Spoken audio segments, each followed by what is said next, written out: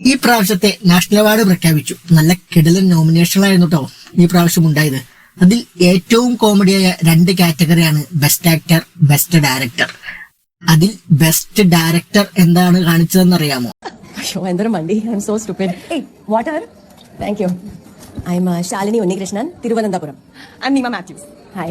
I'm from Kottayam. Oh, We have an old saying about you guys, huh? എനിക്ക് क्या അറിയാം कि एक साउथनर और एक कोबरा देखे तो पहले साउथनर को मारो. Exactly. ഒരു ഊള സിനിമ ഇറക്കി അത് കേരളത്തിൽ നടന്ന കഥയാണെന്നും പറഞ്ഞ് അവർ റിലീസ് ചെയ്തു. ഇതിൽ മുസ്ലിംസിനെ കളിയാക്കുന്ന കഥയായതുകൊണ്ട് സർക്കാർ ഹാപ്പി. അതുകൊണ്ട് പൊളിറ്റിക്കലി അവർക്ക് സന്തോഷമായി. ആ അവാർഡും പൊക്കി. സത്യം മറിച്ച് മതവിദ്വേഷം നിറച്ച് സർക്കാരിന്റെ പ്രചാരണത്തിനായി തീർത്ത ഒരു സിനിമ. ഇത് കലയല്ല, സർക്കാരിന്റെ രാഷ്ട്രീയ ആയുധം മാത്രം. ഇനി ബെസ്റ്റ് ആക്ടറിന്റെ കാര്യത്തിലേക്ക് വരികയാണെങ്കിൽ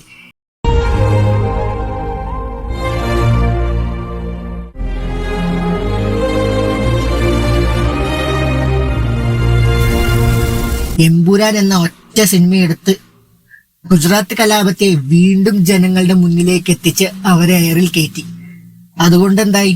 ലോകം പ്രശംസിച്ച ആടുജീവിതം പോലും കാണാതെ എമ്പുരാൻ ചെയ്തു എന്ന രാഷ്ട്രീയ പക മാത്രം ഓർത്ത് കാഴ്ചവെക്കാത്ത സിനിമയ്ക്ക് ആ അവാർഡും കൊടുത്തു, ബെസ്റ്റ് ആക്ടർ എന്നുള്ള അവാർഡും. കൊള്ളാം.